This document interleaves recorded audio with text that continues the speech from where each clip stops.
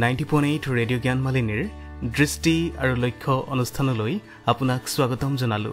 আজিৰ অনুষ্ঠানৰ সৈতে ষ্টুডিঅ'ত উপস্থিত আছো কংকন। প্ৰিয় শ্ৰোতা, বিভিন্ন গৱেষণাৰ পৰা এটা কথা প্ৰমাণিত হৈছে যে আমি আমাৰ অৱচেতন মনটোক সঠিক ৰূপত প্ৰয়োগ কৰি আমি জীৱনত অসাধ্য সাধন কৰিব পাৰোঁ আৰু জীৱনলৈ ৰূপান্তৰৰ বাৰ্তা কঢ়িয়াই আনিব পাৰোঁ। যি বিদ্যাৰ সহায়ত অৱচেতন মনটোক আমাৰ নিয়ন্ত্ৰণলৈ আনিব পাৰোঁ, সেই বিদ্যাটোৰ নামেই হৈছে নিউৰো লিংগুইষ্টিক প্ৰগ্ৰেমিং। প্ৰিয় শ্ৰোতা, আজিৰ অনুষ্ঠানত আমাৰ ছাত্ৰ ছাত্ৰীসকলৰ সুবিধা হোৱাকৈ আগবঢ়াব লৈছোঁ নিউৰো লিংগুইষ্টিক প্ৰগ্ৰেমিঙৰ লগত সংগতি ৰাখি সজাই অনা কথিকাটিৰ 37 সংখ্যক খণ্ডটি।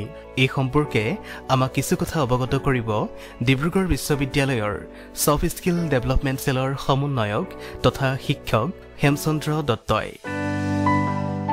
তেখেত নিউৰো লিংগুইষ্টিক প্ৰগ্ৰেমিং, মেডিটেশ্যন আৰু কোৱাণ্টাম হিলিঙৰ বিশেষজ্ঞ ব্যক্তি, লগতে লেখক, অনুবাদক আৰু সাহিত্য সমালোচক হিচাপেও সুপৰিচিত।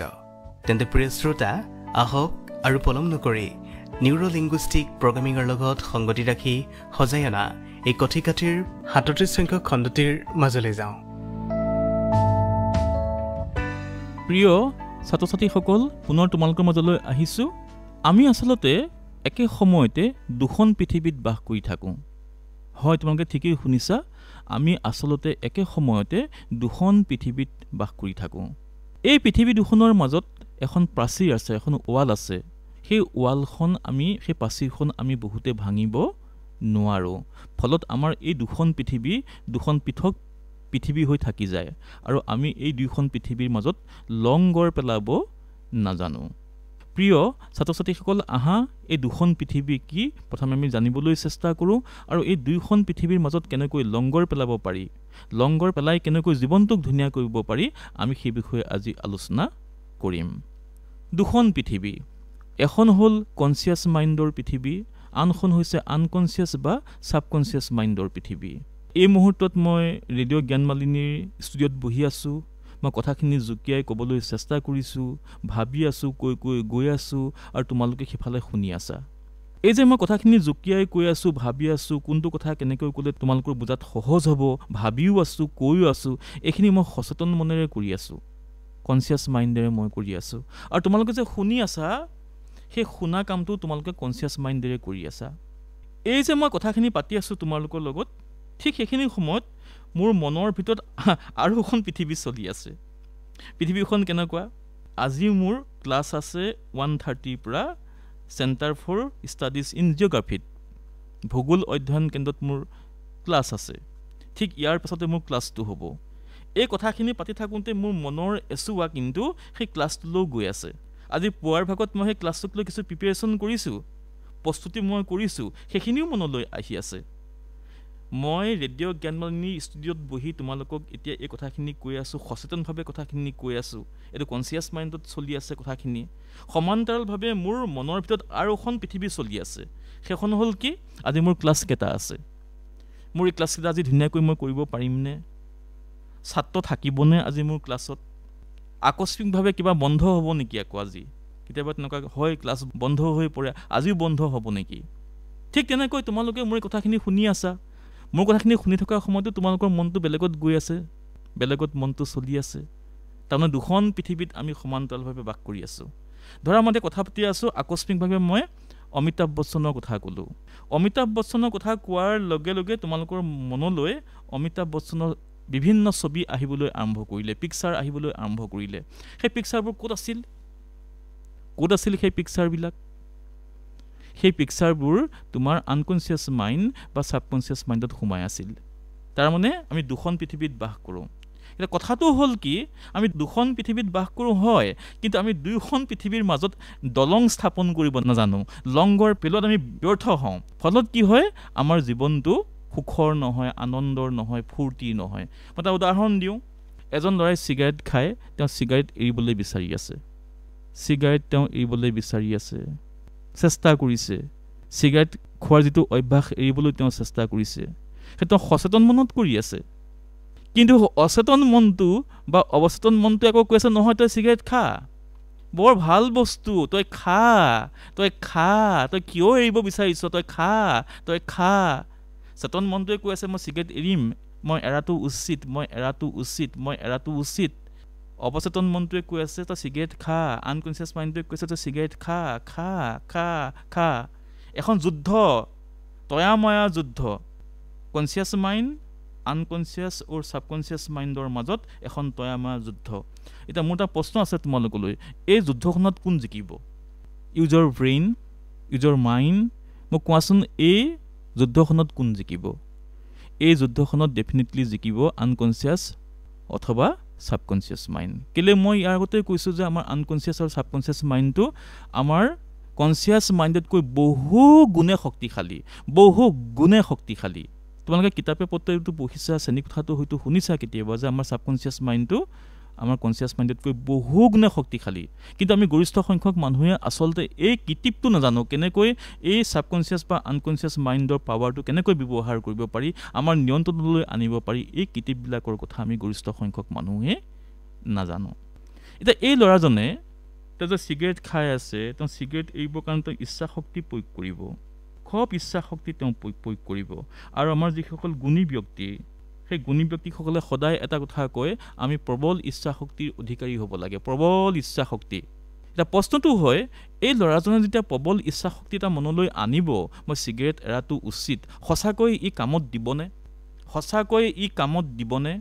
ই কামত নিদিয়ে। কামত নিদিয়া কথাটো হ'ল যে এই যে মই চিগাৰেট এৰিম বুলি তেওঁ ইচ্ছা শক্তিটো আনিছে, সেই ইচ্ছা শক্তিটোৱে গৈ আচলতে তেওঁ আনকনচিয়াছ আৰু ছাবকনচিয়াছ মাইণ্ডত একো প্ৰভাৱ পেলোৱাই নাই। তেওঁ কনচিয়াছলি কি ভাবি আছে, তেওঁ আনকনচিয়াছ আৰু ছাবকনচিয়াছ মাইণ্ডে গমেই নাপায়। মই এটা গুৰুত্বপূৰ্ণ কথা তোমালোকক কওঁ যে আমাৰ চেতন মনে কিছুমান কথা জানে, যিবোৰ কথা আমাৰ অৱচেতন মনে গমেই নাপায়। এটা মই উদাহৰণ দিওঁ। আমি সকলোৱে স্বাস্থ্যৰ বিষয়ে সচেতন হ'বলৈ আৰম্ভ কৰিছোঁ, স্বাস্থ্য বিষয়ক আমি কিতাপ পত্ৰ পঢ়িছোঁ, আৰু আমি গম পাইছোঁ যে আমাৰ BP 120/80 হ'ব লাগে। মই পুনৰ কৈছোঁ, কিতাপ পত্ৰ আমি পঢ়িছোঁ, চিকিৎসকেও আমাক কৈছে, বন্ধুবৰ্গৰ মুখত আমি শুনিছোঁ যে আমাৰ BP কিমান হ'ব লাগে? 120/80। এই ইনফৰমেশ্যনটো আমাৰ ক'ত আছে? কনচিয়াছ মাইণ্ডত আছে। কিন্তু আমাৰ যে BP 120/80 হ'ব লাগে, এই যিটো ইনফৰমেশ্যন, সেইটো কিন্তু আনকনচিয়াছ মাইণ্ডত নাই। ছাবকনচিয়াছ মাইণ্ডে গমেই নাপায় যে এজন মানুহৰ BP 120/80 হোৱা উচিত। এতিয়া এই মানুহজনে যিমানেই চেষ্টা নকৰক কিয়, তেওঁ BP 120/80 কৰিবলৈ এইটো সম্ভৱ হ'বনে? হুৱেৰেজ তেওঁৰ আনকনচিয়াছ আৰু ছাবকনচিয়াছ মাইণ্ডত কি চলি আছে? BPক লৈ বেলেগ কিবা পেটাৰ্ণ চলি আছে। আনকনচিয়াছ ছাবকনচিয়াছ মাইণ্ডে গমেই নাপায় আচলতে এই মানুহজনৰ BP কিমান হোৱা উচিত। এই মানুহজনে যিমানেই চেষ্টা নকৰক কিয়, তেওঁ ঔষধ খাই BPটো সলাব পাৰিব, এইটো বেলেগ কথা, সেইটো এটা বেলেগ প্ৰসংগ। কিন্তু কেতিয়াও তেওঁ ইচ্ছা শক্তি প্ৰয়োগ কৰি 120/80 যিটো BP, সেই BPৰ তেওঁৰ অধিকাৰী হ'বগৈ নোৱাৰে। এতিয়া কি কৰিব লাগিব? আমি কিছুমান কিটিপ জানিব লাগিব, যিবিলাক কিটিপৰ সহায়ত আমি আচলতে আনকনচিয়াছ আৰু ছাবকনচিয়াছ মাইণ্ডটোক আমি ব্যৱহাৰ কৰিব পাৰিম। প্ৰিয় ছাত্ৰ ছাত্ৰীসকল, দৈনিক আমি অসংখ্য ঘটনা দেখি থাকোঁ, দৈনিক আমি অসংখ্য ইনফৰমেশ্যন পাই থাকোঁ। তুমি জানি আচৰিত খাবা যে 25 লাখ ইনফৰমেশ্যনৰ ভিতৰত মাত্ৰ 3টা বা 4টা ইনফৰমেশ্যনহে আচলতে আমাৰ কনচিয়াছ মাইণ্ডৰ পৰা গৈ আমাৰ ছাবকনচিয়াছ মাইণ্ড পাইগৈ। মই পুনৰ কৈছোঁ, কমেও 12 লাখ ইনফৰমেশ্যনৰ ভিতৰত কমেও 3 বা 4টা, খুব বেছি 3টা 4টা ইনফৰমেশ্যন গৈ আমাৰ ছাবকনচিয়াছ মাইণ্ড বা আনকনচিয়াছ মাইণ্ড পাইগৈ। বাকীবোৰ কি হয়? বাকীবোৰ আচলতে কি হয়, এই যে মই আৰম্ভণিতে ক'লোঁ, কনচিয়াছ মাইণ্ড আৰু আনকনচিয়াছ বা ছাবকনচিয়াছ মাইণ্ডৰ মাজত এখন ৱাল আছে, প্ৰাচীৰ আছে, সেই প্ৰাচীৰখন ভাঙিব নোৱাৰে। সেই প্ৰাচীৰখন ভাঙিব পাৰিলে আচলতে কি হ'ব? এটা সমতা আহিব কনচিয়াছ মাইণ্ড আৰু আনকনচিয়াছ বা ছাবকনচিয়াছ মাইণ্ডৰ সৈতে। আমি দৈনিক অসংখ্য কাম কৰোঁ, চিন্তা ভাৱনা, আৱেগ অনুভূতি, আমাৰ ক্ৰিয়া প্ৰতিক্ৰিয়া। তুমি জানি আচৰিত খাবা, ইয়াৰে 95% কাম নিয়ন্ত্ৰণ কৰে আমাৰ আনকনচিয়াছ আৰু ছাবকনচিয়াছ মাইণ্ডে। এজন মানুহৰ খং উঠে, মানুহজনে গম পায় তেওঁ খং উঠে, তেওঁ চেষ্টাও কৰিছে, খং কৰাটো খুব বেয়া কথা, মানে কিয় মোৰ খংটো উঠে? খং উঠাৰ পিছত লংকা কাণ্ড হৈ যায়। লংকা কাণ্ড হোৱাৰ পিছত তেওঁ অনুশোচনা আহে, তেওঁ নিজকে বুজনি দিয়ে যে সঁচাকৈ খং উঠা কামটো বৰ বেয়া কাম। তেওঁ সিদ্ধান্তলৈও আহে যে পৰৱৰ্তী সময়ত মই কেতিয়াও খং নকৰোঁ। কিন্তু কি হয়, 10-15 দিন, এমাহৰ পিছত তেওঁ পুনৰ খং উঠে, আকৌ ৰামায়ণ মহাভাৰতৰ সৃষ্টি হয়। কিয় হয়? তাৰমানে মানুহজনে গম নোপোৱাকৈ খঙৰ এটা পেটাৰ্ণ চলি আছে তেওঁৰ আনকনচিয়াছ আৰু ছাবকনচিয়াছ মাইণ্ডত মাজে সময়ে উক দিয়ে সেই পেটাৰ্ণটোৱে উক দিয়ে পেটাৰ্ণটোৱে উক দিয়াৰ সময়ত মানুহজনৰ যিটো কনচিয়াছ মাইণ্ডৰ নিয়ন্ত্ৰণ নোহোৱা হৈ যায় এতিয়া মানুহজনে কি কৰিব লাগিব সেই খঙৰ যিটো পেটাৰ্ণ তেওঁ আনকনচিয়াছ বা ছাবকনচিয়াছ মাইণ্ডত চলি আছে তাক তেওঁ ডিলিট কৰিব জানিব লাগিব ৰিমুভ কৰিব পাৰিব লাগিব তেহে তেওঁ জীৱনলৈ প্ৰশান্তি আহিব খং উঠা কথাবোৰ ঘটি থাকিলেও বা চলি থাকিলেও তেওঁ খং নুঠাৰ এটা পৰিৱেশ হ'ব এই প্ৰক্ৰিয়াটো আমি কৰিব জানিব লাগিব আমি বহুতে এই কথাবোৰ জানো কিন্তু কেনেকৈ প্ৰয়োগ কৰিব লাগে কেনেকৈ প্ৰয়োগ কৰি জীৱনলৈ ৰূপান্তৰ আনিব লাগে আচলতে এই কথাবোৰ আমি নাজানো নিউৰো লিংগুইষ্টিক প্ৰগ্ৰেমিঙৰ এজন শিক্ষক হিচাপে এতিয়া এই ছাত্ৰজনৰ প্ৰতি মোৰ পৰামৰ্শ কি হ'ব যি চিগাৰেট এৰিব খুজিছে বছৰ পাছত বছৰ ধৰি তেওঁ চিগাৰেট সেৱন কৰি আছে আৰু তেওঁ সিদ্ধান্ত কৰিছে যে তেওঁ চিগাৰেট এৰিব খুজিছে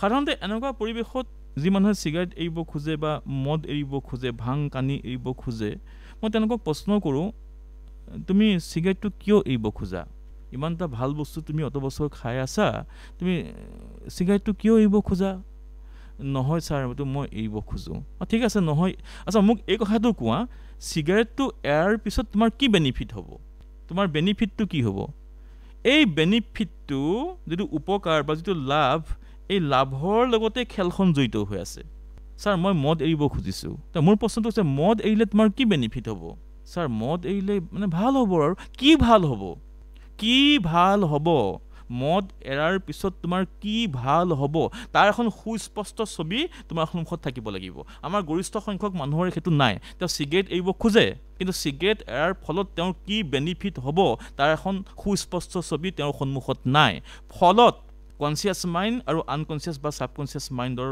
মাজত এখন দলং তৈয়াৰ নহয় দলং এখন তৈয়াৰ কৰিবলৈ হ'লে আমি চিগাৰেট এৰাৰ পিছত মদ এৰাৰ পিছত আমাৰ কি হেল্থ বেনিফিট হ'ব তাৰ এখন স্পষ্ট ছবি এখন মনলৈ আনিব লাগিব এইখিনিতে মই এটা সৰু কাহিনী এটা কওঁ কিতাপত পঢ়া এটা কাহিনী নামটো ঠিক মই মনলৈ আনিব পৰা নাই এই মুহূৰ্তত এজন চিকিৎসকে লিখা এটা কাহিনী চিকিৎসকজন সৰু হৈ থাকোঁতে মানে পানী কেঁচুৱা হৈ থাকোঁতে দুৰ্ঘটনাত তেওঁৰ মাক আৰু দেউতাকৰ মৃত্যু হ'ল তেওঁলোকৰ পৰিয়ালত তেওঁৰ ককাক আছিল ককাকজন সেইখিনি সময়ত তেওঁ সাংঘাতিক ৰোগীয়া শয্যাগত অৱস্থা তেওঁৰ বয়সো হৈছে ইতিমধ্যে শয্যাগত অৱস্থা সেইখিনি সময়তে পানী কেঁচুৱাৰ অৱস্থাতে সেই চিকিৎসকজনৰ মাক আৰু দেউতাকৰ মৃত্যু হ'ল ইণ্টাৰেষ্টিং কাহিনী এতিয়া ককাকে দেখিলে যে মোৰ অবিহনে এই শিশুটোৰ অন্য কোনো নাই মাকো নাই দেউতাকো নাই আৰু মই যদি এতিয়া ৰোগীয়া হৈ বিচনাত পৰি থাকিবলৈ হয় এই শিশুটোৰ মৃত্যু হ'ব তাক ডাঙৰ দীঘল কৰিব লাগিব মই মানুহ কৰিব লাগিব তাক মই জীৱনৰ সোৱাদ দিব লাগিব গতিকে মই এতিয়া এনেকৈ আৰু বিচনাত পৰি থাকিলে নহ'ব তেওঁ বিচনা এৰাৰ সিদ্ধান্ত গ্ৰহণ কৰিলে মই বিচনা এৰিবই লাগিব ইণ্টাৰেষ্টিং কথা যিজন মানুহে ঔষধৰ ওপৰত নিৰ্ভৰ কৰি জীৱনটো চলাই আছে যিজন মানুহে বিচনাতে মাহৰ পিছত মাহ ধৰি লেটি হৈ আছে পৰি আছে সেইজন মানুহক কি কৰিছে এটা ঘটনাই কি কৰিছে উদ্বেলিত কৰিছে নহয় দেই মই এতিয়া বিচনাত পৰি থাকিলে নহ'ব মই যদি বিচনাত পৰি থাকোঁ এই শিশুটোৰ মৃত্যু হ'ব শিশুটোক মই বচাব লাগিব এটা ইণ্টেনশ্যন আহি গ'ল আমাৰ বহুতৰ ইণ্টেনশ্যন নাই চিগাৰেট মই এৰিম কিয় এৰিম তাৰ ইণ্টেনশ্যনটো কি মদ মই এৰিম মদ এৰাৰ পিছৰ ইণ্টেনশ্যনটো কি এই মানুহজনে তেওঁ বিচনা এৰাৰ সিদ্ধান্ত লৈছে কিয় ইণ্টেনশ্যনটো কি মই নহ'লে এই শিশুটোৰ মৃত্যু হ'ব এটা ষ্ট্ৰং ইণ্টেনশ্যন অহাৰ লগে লগে কি হয় কনচিয়াছ আৰু আনকনচিয়াছ মাইণ্ডৰ মাজত সেতু স্থাপন হয় সেতু বন্ধন হয় এই মানুহজনৰ ক্ষেত্ৰত কি হ'ল তেওঁ যে ভাবিলে যে মই যদি বিচনাত এনেকৈ পৰি থাকোঁ নিঘাত এই শিশুটোৰ মৃত্যু হ'ব তাক বচাবলৈ হ'লে মই বিচনাৰ পৰা উঠিব লাগিব মই স্বাস্থ্য যত্ন ল'ব লাগিব মই উইল পাৱাৰ বঢ়াব লাগিব মই কিবা এটা কৰিব লাগিব ফলত মুহূৰ্তৰ ভিতৰতে কি হৈছে তেওঁৰ 80 বিলিয়ন নিউৰনৰ ভিতৰত কেমিকেল চেঞ্জ হৈছে হেপী কেমিকেল ওলাবলৈ আৰম্ভ কৰিছে সেই হেপী কেমিকেলবিলাকে আহি তেওঁ শৰীৰত ক্ৰিয়া প্ৰতিক্ৰিয়া কৰিবলৈ আৰম্ভ কৰিছে আৰু তেওঁ বেমাৰ লাহে লাহে ভাল হ'বলৈ আৰম্ভ কৰিছে বেমাৰ যিমানেই ভাল হৈছে তেওঁ শিশুটোৰ লগত খেলিছে খুৱাইছে ডাঙৰ কৰিছে আৰু এটা সময়ত গৈ সেই শিশুটো এজন বিখ্যাত ডাক্তৰ হ'ল আৰু তেওঁ সেই কিতাপত লিখিছে কেনেকৈ আচলতে মানুহৰ জীৱনলৈ ৰূপান্তৰ আহে কেনেকৈ আহে আমি আচলতে আমাৰ মাইণ্ডৰ ভিতৰত আমাৰ মনৰ ভিতৰত নিজক লৈ নিজৰ ভৱিষ্যতক লৈ আমি এটা ভেলু তৈয়াৰ কৰিব নোৱাৰোঁ ভেলু চিগাৰেট এৰাৰ পিছত যিটো ভেলু হ'ব সেই ভেলুটো মই ধনী হ'ব খোজোঁ মই কিয় ধনী হ'ব খোজোঁ কিয় মই ধনী হ'ব খোজোঁ পৃথিৱীত অসংখ্য মানুহ ধনী হৈছে কিয় ধনী হ'ব খোজোঁ ধনী হোৱাৰ পিছত এটা ভেলু থাকিব লাগিব ভেলুটো মানে কেনেকুৱা মই যদি ধনী হওঁ মোৰ ঘৰখন ভাল হ'ব মই যদি ধনী হওঁ মোৰ অঞ্চলটো হয়তো ভাল হ'ব মোৰ ভৱিষ্যতটো ভাল হ'ব বিদেশলৈ যাম বুলি ভাবি আছোঁ হাতত এতিয়া পইচা নাই হাতলৈ পইচা আহিব মই বিদেশলৈ মই যাব পাৰিম তেনেকুৱা ধৰণৰ এটা ভেলু থকা যদি ইণ্টেনশ্যন আমাৰ থাকে তেতিয়াহ'লে আমাৰ জীৱনলৈ ৰূপান্তৰ আহিব নহ'লে নাহে ইচ্ছা শক্তি প্ৰয়োগ কৰি আচলতে কোনো মানুহে চিগাৰেট খোৱাৰ অভ্যাস এৰিব নোৱাৰে ইচ্ছা শক্তি প্ৰয়োগ কৰিয়ে কেৱল কোনো মানুহে মদ সেৱনৰ যি অভ্যাস তাক দূৰ কৰিব নোৱাৰে তাৰ পিছত এটা ষ্ট্ৰং ইণ্টেনশ্যন থাকিব লাগিব ভৱিষ্যতক লৈ এখন ধুনীয়া ছবি থাকিব লাগিব আৰু ভৱিষ্যতটো ধুনীয়া হ'লে তেওঁ কি বেনিফিট হ'ব লাভ হ'ব তাৰো এটা সুস্পষ্ট ধাৰণা তেওঁৰ সন্মুখত থাকিব লাগিব দ্বিতীয়তে আমি যিবিলাক কাম কৰোঁ সেই কামবিলাকক আমি টুকুৰা টুকুৰকৈ ভাগ কৰি ল'ব লাগে টুকুৰা টুকুৰকৈ ভাগ কৰি ল'ব লাগে তেতিয়া কি হয় আমাৰ নিউৰনবিলাকে আমাক ছাপোৰ্ট কৰে ফৰ এক্সাম্পল উদাহৰণস্বৰূপে মই কওঁ কোনোবাই ধৰক 10 কিলোমিটাৰ দৌৰাৰ কথা ভাবিছে তেওঁ প্ৰথম দিনাখনেই কেতিয়াও 10 কিলোমিটাৰ দৌৰাৰ এই কথাটো মনলৈ আনিব নালাগে প্ৰথম দিনাখনে যদি তেওঁ 10 কিলোমিটাৰ দৌৰিবলৈ চেষ্টা কৰে বা সেই ভাৱনাটো মনলৈ আনে তেওঁ 80 বিলিয়ন নিউৰনে লগে লগে তাক প্ৰত্যাখ্যান কৰিব মানে ডাঙৰ কাম এটা কৰিবলৈ 80 বিলিয়ন নিউৰনে প্ৰথমতে মন নকৰে এই 8 কিলোমিটাৰ বা 10 কিলোমিটাৰ যে তেওঁ দৌৰিব প্ৰথমতে টুকুৰা টুকুৰ কৰক প্ৰথমতে নহয় বোলে আজি মই আধা কিলোমিটাৰ দৌৰিম না আধা কিলোমিটাৰতকৈ কম দৌৰিম আধা কিলোমিটাৰ 4/1 অংশ দৌৰিম সেইটো চাংকিং কৰা বুলি কয় চাংকিং কৰা টুকুৰা টুকুৰকৈ ভাগ কৰা টুকুৰা টুকুৰকৈ ভাগ কৰি যে আমি ডাঙৰ কাম এটা কৰিবলৈ যাওঁ তেতিয়া আমাৰ নিউৰনবিলাকে বৰ ফূৰ্তি পায় সেইটো টিপিং পইণ্ট বুলি কয় টিপিং পইণ্ট আমাৰ মগজুত থকা নিউৰনবিলাকে কিছুমান কাম কৰি ভাল পায় সেই কাম কৰি যে ভাল পায় তাৰ টিপিং পইণ্ট কিছুমান থাকে 10 কিলোমিটাৰ দৌৰিবলৈ যাম বুলি ওলাই গ'লে টিপিং পইণ্টটো সৃষ্টি নহয় টিপিং পইণ্টটো কেতিয়া সৃষ্টি হ'ব নহয় বোলে আজি আধা কিলোমিটাৰৰ 4/1 অংশ আজি দৌৰোঁ তেতিয়া সি এগ্ৰি কৰিব 80 বিলিয়ন নিউৰনে এগ্ৰি কৰিব গতিকে আমি যিকোনো কাম কৰিবলৈ যাওঁতে ডাঙৰ ৰূপত কামটো কৰিবলৈ ভাবিব নালাগে কামটো টুকুৰা টুকুৰকৈ ভাগ কৰি খণ্ড খণ্ড কৰি এটা খণ্ড আজি কৰিলোঁ এটা খণ্ড কাইলৈ কৰিলোঁ এড অন কৰি আমি গৈ শেষত আমি কামটো সম্পূৰ্ণ কৰিবগৈ লাগে প্ৰিয় ছাত্ৰ ছাত্ৰীসকল মই ভাবোঁ কনচিয়াছ আৰু আনকনচিয়াছ মাইণ্ডৰ মাজত যদি বা আনকনচিয়াছ অথবা ছাবকনচিয়াছ মাইণ্ডৰ মাজত যদি আমি সেতু বন্ধন কৰিব পাৰোঁ এই ৱালখন ভাঙিব পাৰোঁ তেতিয়া আমাৰ জীৱনলৈ ৰূপান্তৰ আহিব আৰু আমি জীৱনৰ প্ৰকৃত যি সোৱাদ বা মহত্ব সেয়া উপলব্ধি কৰিব পাৰিম ইমানখিনি সময় মোৰ লগত কটোৱাৰ বাবে তোমালোকক অশেষ ধন্যবাদ